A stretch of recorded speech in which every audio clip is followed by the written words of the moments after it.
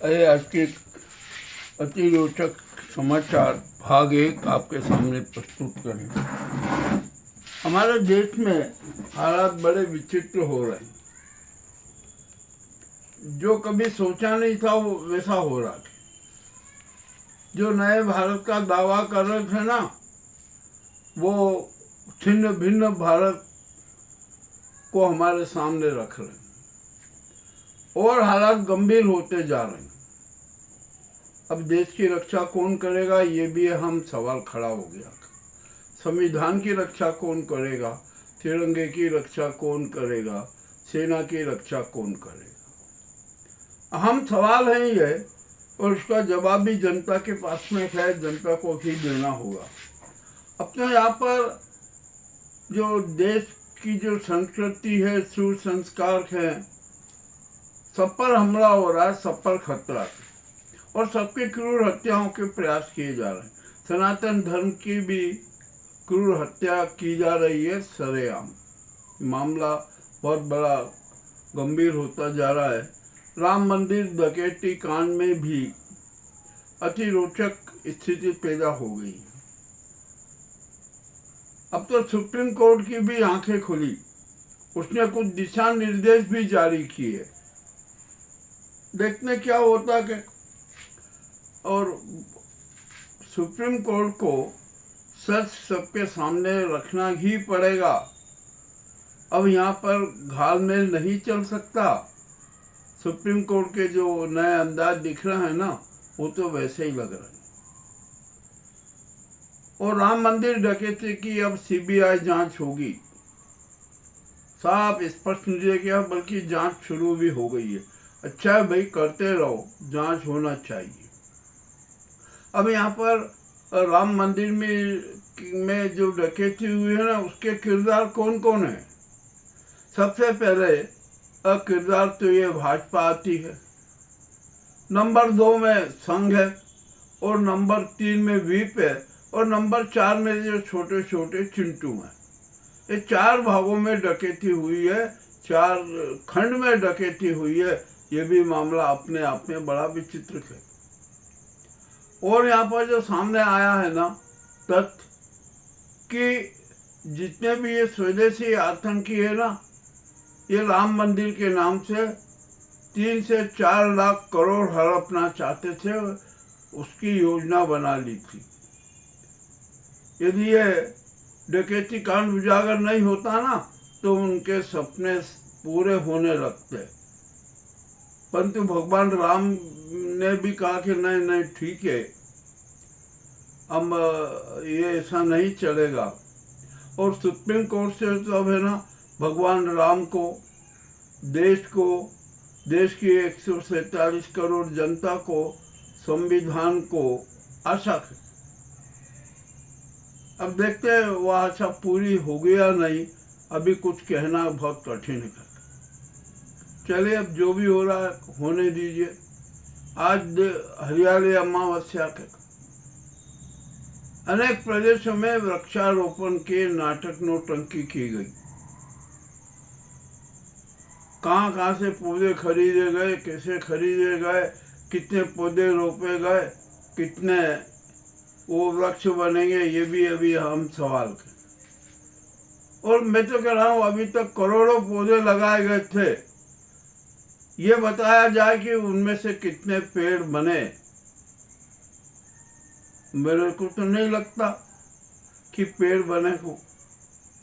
अभी एक घोषणा आई कि जो विकास कार्य में जितने हरे भरे वृक्ष काटे जा रहे हैं ना, हम नए पौधारोपण करके नए वृक्ष बना देंगे। अरे कितने साल लग जाएंगे भैया, आपने तो बयान दे दिया, मगर अब होना कुछ भी नहीं है। तो यहाँ तो भ्रम चलता ही रहेगा और जनता को मूर्ख बनाते ही रहेगी ये सरकारें। अनेक समाज सेवी संस्थाएं, NGO, ये सब जनता को मूर्ख बना रहे और ये बनाते रहेंगे। उनका धर्म भी यही है। अब क्या किया जाए। आइए, अब ये तो सारी बातें हम बता ही दें। इसके साथ ही साथ एक और बड़ी विचित्र बात भी बता देते हैं कि जो हिंदुओं के आराधना है ना, मंदिर है ना, वहाँ पर भी संघ ने अपने चिंटुओं को काबिज कर दिया और वे भगवान तक को बंधुआ मजदूर बना रहे हैं। वहाँ की व्यवस्था अपने हिसाब से चल रहा, सब कुछ अपने हिसाब से चल रहा, और जनता की जेब पर डाकेजनी करने का, लूट करने का नए नए कार्यक्रम किए जाते हैं, नए नए स्वरूप अपनाए जाते हैं। ये भी हमारे देश में हो रहा है। चलिए, अब ये बात हो गई।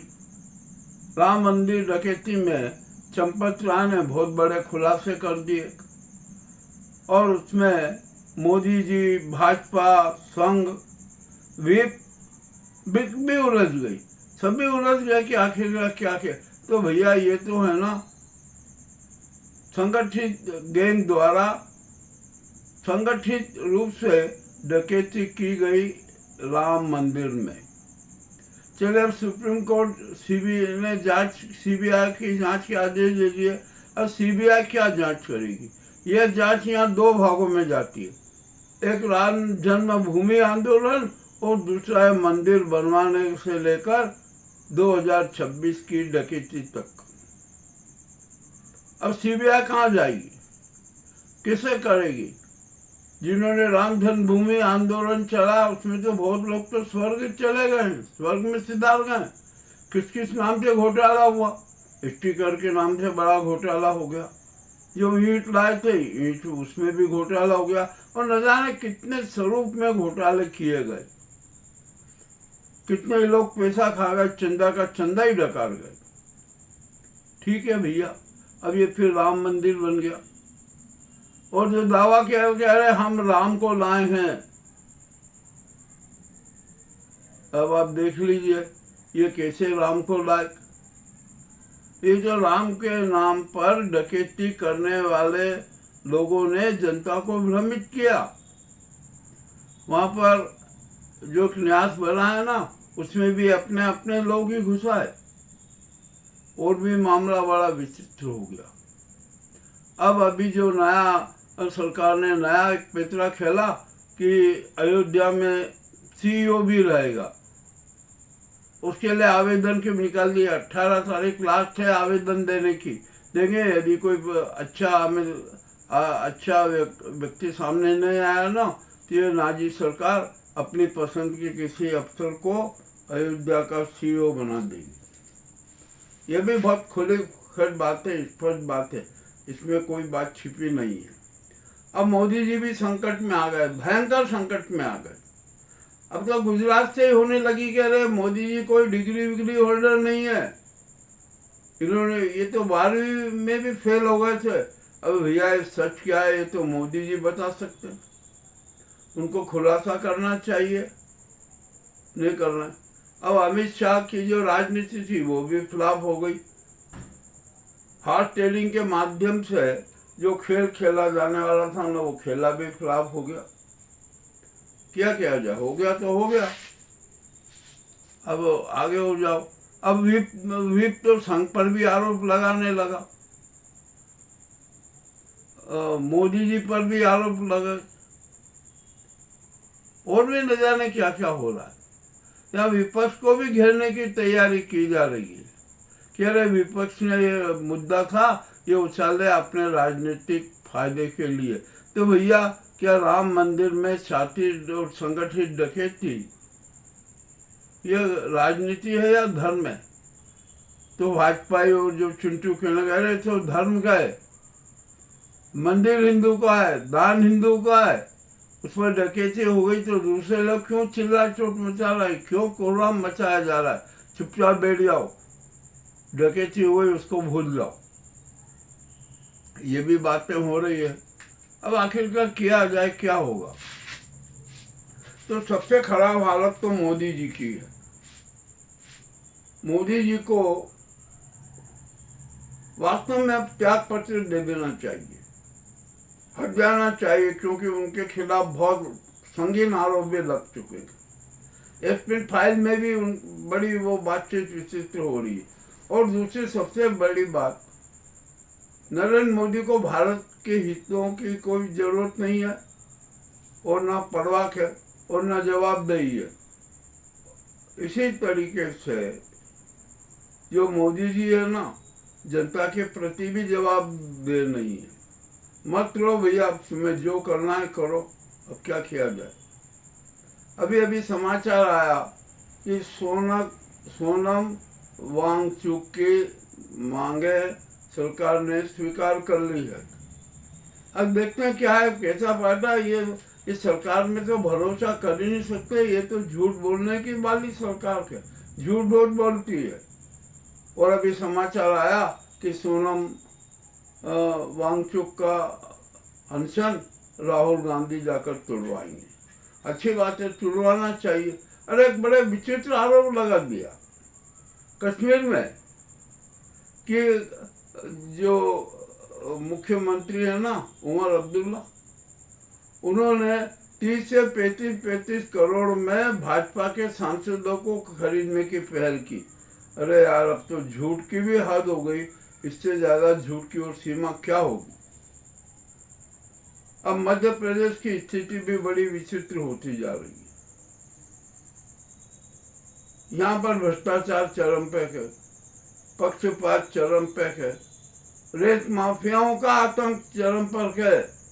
और रेत माफिया दावे कर रहे हैं कि भैया हम तो अपना काम करेंगे, हमारा राज तो चलेगा, क्योंकि हम तो सबको भागीदारी देते हैं।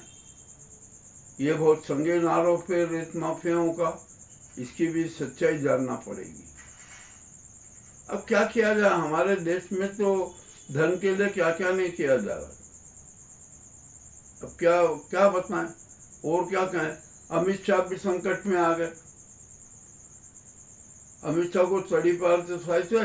अब उनके बारे में भी अनेक और नए तथ्य सामने आते जाना है। इसका मतलब है कि अमित शाह की भी छुट्टी होने वाली। मोदी जी पर बैन लग जाएगा आजीवन, अमित शाह पर आजीवन बैन लग जाएगा। ठीक है, लगा दो। जो जिसने जैसे कर्म किए ना, उसको वैसा फल भुगतना क्या। अब इसके आगे और भी समाचार हैं। अब ये मत सोचिए, सतना में एक सब इंजीनियर को सस्पेंड कर दिया। जब सस्पेंड कर दिया तो सब इंजीनियर का आत्मसम्मान जागा। अरे उन्होंने कहा कि यहाँ पर जो पंचायत है, जनपद है, भोपाल में बैठे विभागीय अफसर है, सबको माल चाहिए और सबको भ्रष्टाचार जाता रहा है। अब क्या स्थिति होगी, अब कुछ कह नहीं सकते। अब दतिया में नरोत्तम मिश्रा का कैसा रोल रहेगा, ये भी सामने आएगा। आंसू तो बहा दिए, अब क्या होगा उसका। आपके आंसू तो व्यर्थ मिल गए, कोई मतलब नहीं रहेगा। तब नरोत्तम मिश्रा कौन सा खेला करेंगे, उनके समर्थक कौन सा खेला करेंगे, ये भी एक बड़ी विचित्र बात होगी। अरे अब तो भाजपा में भी भयंकर संकट है, जूतों में डाल बट रही है। अब जो ये नए नवेले भाजपा के राष्ट्रीय अध्यक्ष बनाए थे ना,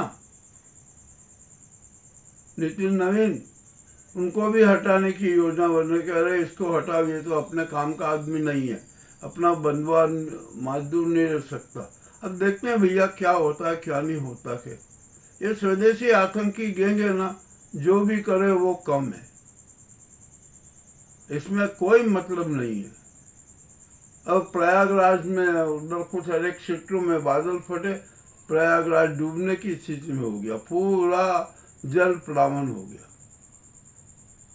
और इसी के साथ साथ कहीं पर भारी बारिश हो रही है, कहीं बादल फट रहा है और कहीं पर सूखे की स्थिति नजर आ रही है।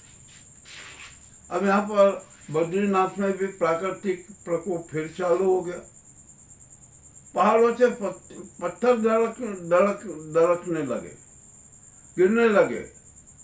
आज भी किसी हादसा हुआ, पहाड़ों से पत्थर गिरने लगे तो उसमें बैठे लोग एकदम जान बचाकर भागे और कार चकनाचूर हो गई। अब क्या किया जाए, ये तो है ना।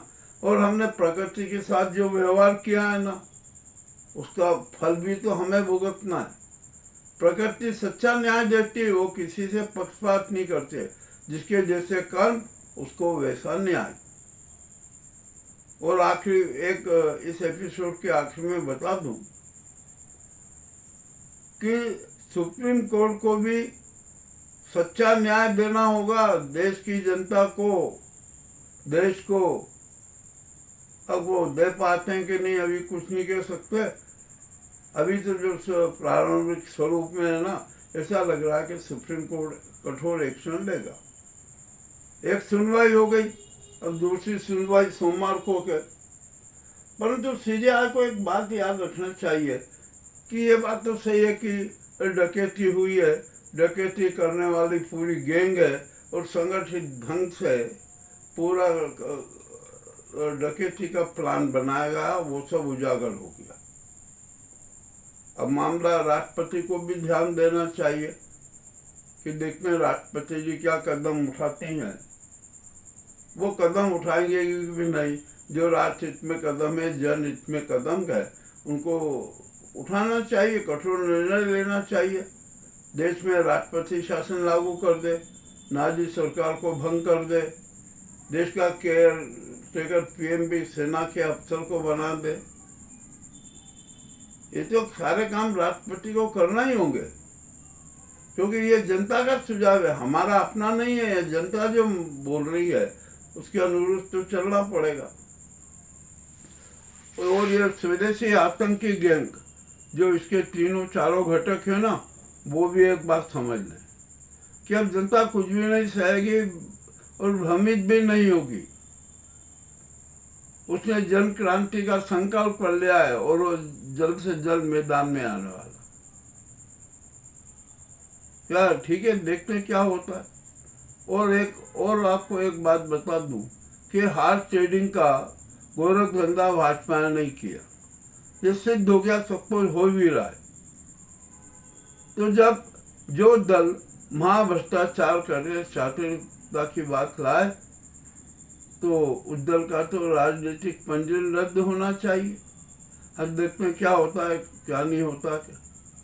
और एक बात और बता दूं कि यहाँ की जो सुप्रीम कोर्ट है ना, उसे जनता के बीच में और जनता की खुशी के लिए, जनहित के लिए एक सच सबके सामने रखना पड़ेगा। हम जानते हैं कि सुप्रीम कोर्ट में दबाव आएगा, इसीलिए तो 7 दिन की बात रख दी, तारीख आगे बढ़ा दी कि भैया चलो अगले सोमवार को सुनेंगे, देखते हैं क्या सुनवाई होती है। और इसी बीच में जितने भी जजेस को दबाव बनाना, ये करना, जो भी करना, सारे गोरख धंधे काम हो जाएंगे। यह मामला भी अतिरोचक हो गया है। तो ठीक है, ये भी आप एपिसोड भाग 1 में ये अतिरोचक बातें हैं, कड़वे समाचार भी हैं, अवश्य देखिए। और हमें आपका सहयोग चाहिए, हमें धन सहयोग नहीं चाहिए, हमें तो आपका सहयोग चाहिए कि आप चैनल को देखते रहें, हमें आप अपने अच्छे अच्छे संदेश भेजते रहें, वीडियो भेजते रहें, ताकि हम उनको देखकर अपने ओरिजिनल समाचार बना सकें। अब तो गोदी मोदी मीडिया भी बड़े संकट में कि क्या किया जाए, अपना तो दाना पानी बंद हो जाएगा।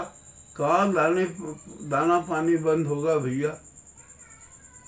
चैनल का यदि मालिक चाहेगा तो चैनल चलेगी, नहीं तो नहीं चलेगी।